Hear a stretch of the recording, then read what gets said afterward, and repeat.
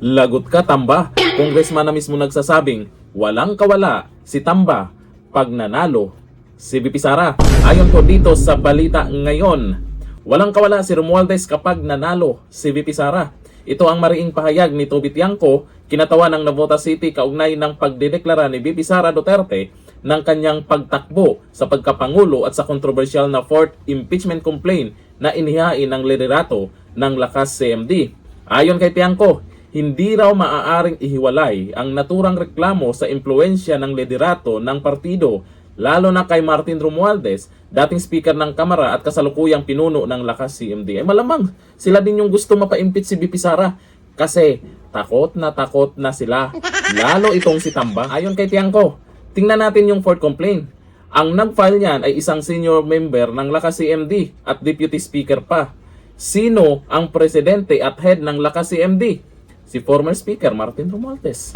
Hindi ako naniniwala na ang isang ganitong kalaking bagay ay ipa-file ng hindi nagkokonsulta kay former speaker Martin Romualdez. Ang tingin ko pa nga dyan, siya or si Martin Romualdez ang may gustong ma-file yan. Ipinaliwanag ng pahayag na maaring may basbas umano ng liderato ang paghahain ng reklamo, isang aligasyong nagpalakas sa usapin ng political na impluensya sa proseso ng impeachment. Malinaw na malinaw talaga yan.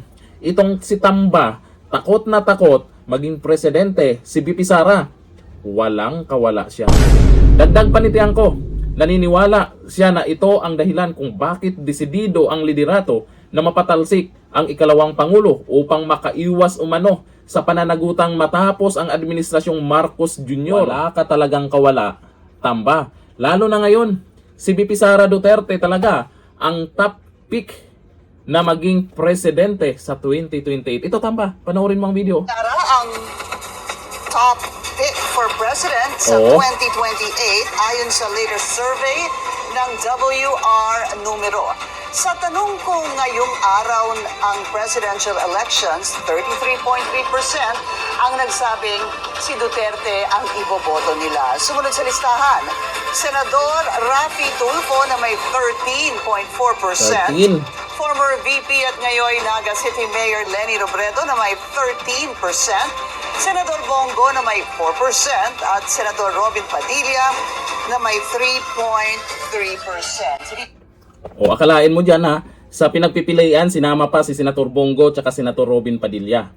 Siyempre, yung mga bumoto dyan or pumabor kay Senator Bongo at Senator Robin Padilla, pag hindi sila isinama dyan, saan sila papabor? Malamang kay VP Sara. At itong si Tulfo at si Leni, kahit ipagsama pa yung porsyento nila, hindi pa rin malalagpasan si VP Sara. Lalo na dyan sa ginagawa nyo sa Kamara. Halatang halata naman, lalo na dito sa impeachment.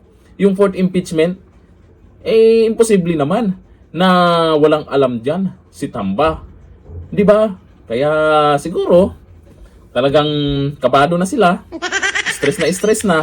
Kasi sa ngayon, mukhang hindi pa kontento yung karamihan tungkol sa resulta o sa nangyayaring investigasyon ngayon sa maanumalyang flood control project. Hindi dapat natin kalimutan yan. Bilyon-bilyon ang perang binulsa ng mga buhaya di umano.